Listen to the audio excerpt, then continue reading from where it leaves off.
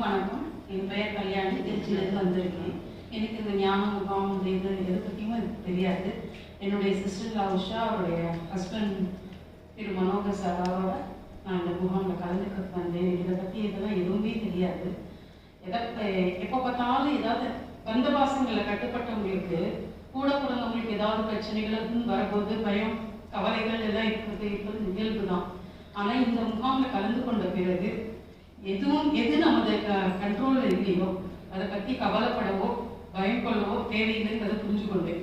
அதனால இனிமேல் நான் என்னுடைய நம்பிக்கை என்னன்னா, நல்லதே நடக்கும். நம்மளால முடிஞ்சது நல்லதை பிறருக்கு செஞ்சு மனசை எப்போதும் சந்தோஷமாகவும் மன நிம்மதியோடும் ஏற்றுக்கொள்வோம் அப்படிங்கிறது எனக்கு ஒரு நம்பிக்கை வந்திருக்கு.